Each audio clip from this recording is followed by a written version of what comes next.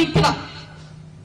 கல்லூரியில பாலியல் வன்கொடுமையா, யாரா அந்த பையன் கேட்டா நான் தான் அந்த பையன் ஒரு திமுக காரன் வந்து நிக்கிறான்.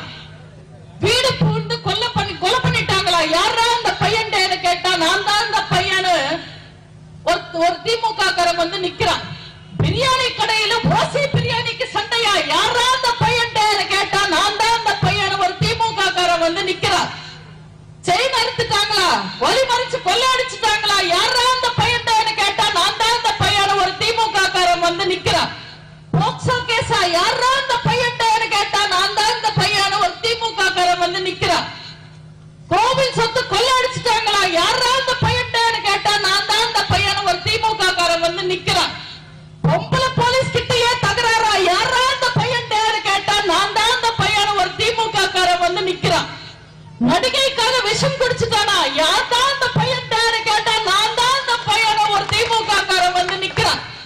இந்த திமுக காரன் யாருன்னு